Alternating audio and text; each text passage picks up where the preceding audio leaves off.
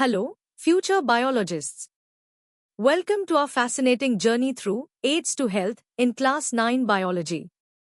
Today, we are diving into the world of antibiotics, those remarkable medicines that help us fight off tiny invaders. We'll start with the basics, then explore their intricate workings, the challenges they face, and their profound impact on human health. Get ready for an exciting learning adventure. Ready to discover how these tiny pills become our body's mighty warriors against germs? Let's start with the easy part. Antibiotics are powerful medicines specifically designed to combat bacterial infections. Think of them as specialized tools that target and eliminate harmful bacteria within our bodies without harming our own cells.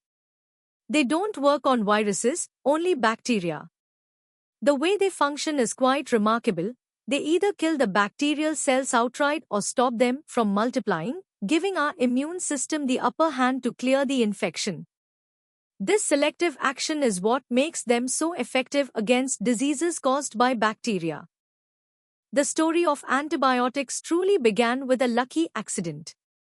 In 1928, Sir Alexander Fleming, a Scottish scientist, noticed that a blue-green mold growing on a petri dish killed the bacteria around it. This mold produced a substance he named penicillin. This accidental discovery was a game-changer, ushering in the era of antibiotics. Before penicillin, even minor bacterial infections could be deadly.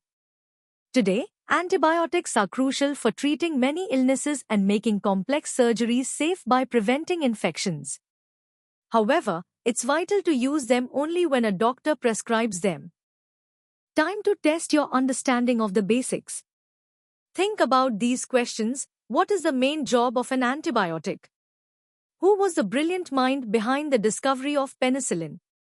And finally, consider if antibiotics are effective against viral infections and why you think that is. Jot down your answers and let's move on to explore more. Now that we've got the basics down, let's dig a little deeper into the amazing world of antibiotics. Ready to uncover more secrets?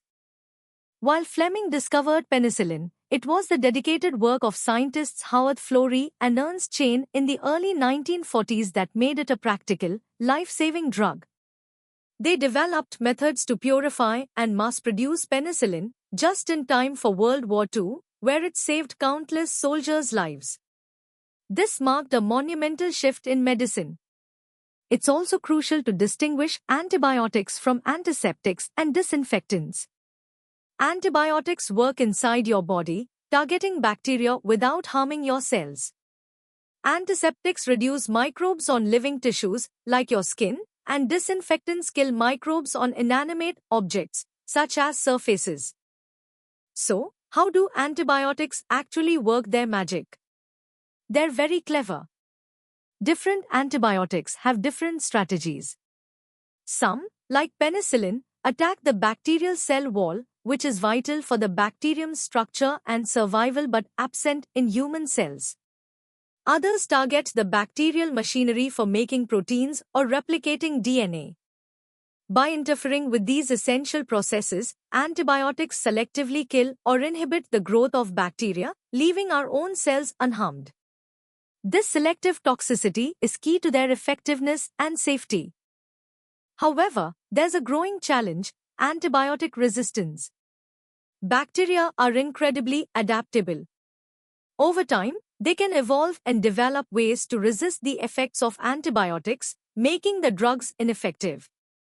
This resistance often arises from the overuse or misuse of antibiotics, like taking them unnecessarily for viral infections or not completing the full prescribed course. When bacteria become resistant, they are often called superbugs, and treating infections caused by them becomes much harder, posing a serious global health threat. Therefore, responsible use of antibiotics is paramount. All right, let's solidify your knowledge with these questions. Can you explain how antibiotics differ from antiseptics? Describe one specific way antibiotics combat bacteria. Who played a crucial role in making penicillin widely available?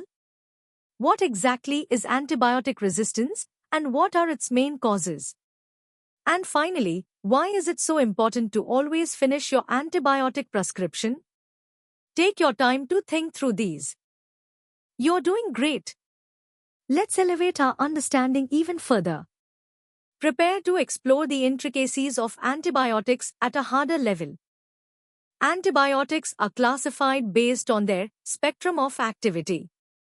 Narrow-spectrum antibiotics target only a specific, limited range of bacteria. For example, penicillin G mainly works on gram-positive bacteria. This is beneficial when the specific pathogen is known, as it minimizes disruption to beneficial gut bacteria. In contrast, broad-spectrum antibiotics, like tetracyclines, are effective against a wide array of both gram-positive and gram-negative bacteria. While useful when the exact bacterial culprit is unknown, broad-spectrum drugs can also kill off helpful bacteria, potentially leading to side effects and increasing the risk of resistance development. Let's dive into the fascinating ways antibiotics work at a molecular level. Some, like penicillins, inhibit bacterial cell wall synthesis, causing the cell to burst. Others, such as tetracyclines and macrolides, block protein production by targeting bacterial ribosomes. Fluoroquinolones interfere with DNA replication, while polymyxins disrupt the bacterial cell membrane itself. And sulfonamides cleverly block metabolic pathways essential for bacteria. Each mechanism is a precise strike against the bacterial machinery, highlighting the diverse strategies these drugs employ to save lives. Antibiotic resistance is a complex problem driven by several bacterial mechanisms. Bacteria can produce enzymes, like beta-lactamases, that destroy the antibiotic molecule.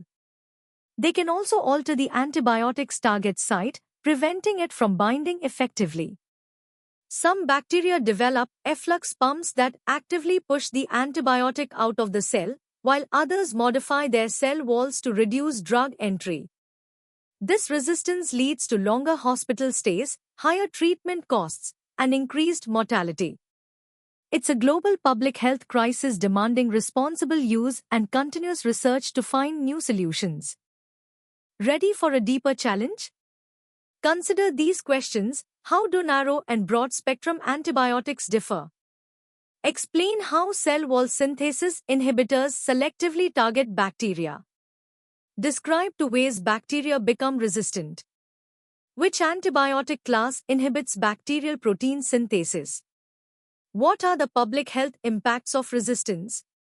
Why might a doctor prefer a narrow-spectrum drug? And finally, how do sulfonamides work? Ponder these to truly grasp the complex world of antibiotics. You've mastered the previous levels. Now, let's push the boundaries of our knowledge. Get ready to explore antibiotics with competitive depth and scientific insight. The story of antibiotics is rich with scientific milestones. Before Fleming, Paul Ehrlich pioneered the magic bullet concept, leading to salvarsan in 1910. Gerhard Domag discovered sulfonamides in the 1930s. Then came Fleming's penicillin, and Salman Waksman's discovery of streptomycin, the first effective drug against tuberculosis, in the 1940s. These breakthroughs ignited a golden age of antibiotic development, where scientists raced to find new compounds. This era fundamentally changed medicine, transforming previously fatal infections into treatable conditions and setting the stage for modern pharmaceutical science. Let's delve into the precise molecular engineering behind different antibiotic classes. Beta-lactams, like penicillins, bind to penicillin-binding proteins, disrupting cell wall cross-linking, causing bacterial lysis. Aminoglycosides, such as streptomycin, bind to the 30S ribosomal subunit, causing faulty protein synthesis and bacterial death. Macrolides, like erythromycin, bind to the 50S subunit, blocking protein synthesis. Fluoroquinolones inhibit bacterial DNA gyrase, crucial for DNA replication. Tetracyclines prevent tRNA attachment to ribosomes. And glycopeptides, like vancomycin, bind to cell wall precursors, preventing their assembly. Each class is a testament to targeted biochemical intervention. For optimal antibiotic therapy, understanding pharmacokinetics and pharmacodynamics is vital. Pharmacokinetics describes what the body does to the drug, how it's absorbed, distributed, metabolized, and excreted, ADMA. Pharmacodynamics describes what the drug does to the body, its mechanism of action and the relationship between drug concentration and its effect. For instance, some antibiotics are time-dependent killers, meaning their efficacy depends on how long their concentration stays above the minimum inhibitory concentration. Others are concentration-dependent, where a high peak concentration is key. Tailoring dosing based on PK/PD ensures maximum effectiveness while minimizing toxicity and the emergence of resistance. The rise of superbugs, multidrug-resistant bacteria, is a global health emergency. To combat this, we need multi-pronged strategies. Antibiotic stewardship programs are crucial, optimizing prescribing practices to reduce misuse. New drug discovery, though challenging and expensive, is vital for novel mechanisms of action. Alternative therapies, like bacteriophage therapy, where viruses specifically target and kill bacteria, are gaining traction. Enhanced infection prevention and control measures, including vaccination and sanitation, reduce the overall need for antibiotics. Ultimately, a concerted global effort involving research, policy, and public education is essential to preserve the effectiveness of these life-saving drugs for future generations. Now, let's challenge your understanding with these advanced questions. Discuss the historical contributions of Ehrlich, Domack, and Waxman. Explain the precise molecular target and mechanism of beta-lactams and their selective toxicity. Compare the mechanisms of aminoglycosides and macrolides. Define pharmacokinetics and pharmacodynamics and their importance. And finally, describe how fluoroquinolones inhibit bacterial growth. Take your time, these require deep thought. Continuing our challenge, consider these questions. How do glycopeptide antibiotics specifically target gram-positive bacteria? List and explain 3 strategies to combat antibiotic resistance. Differentiate between bactericidal and bacteriostatic antibiotics with examples. Explain superbugs and their threat. And finally, why is developing new antibiotics with novel mechanisms so challenging today? These questions will truly test your comprehensive grasp of antibiotics. You've now completed an incredible journey through the world of antibiotics, from their basic function to their complex mechanisms and the global challenges they pose. We hope this deep dive has sparked your curiosity and enhanced your understanding of this vital topic in biology. For more such engaging and in-depth educational content, make sure to visit synapse.omaps.in. Don't forget to subscribe to our channel for continuous learning and updates. Keep exploring, keep questioning, and keep learning.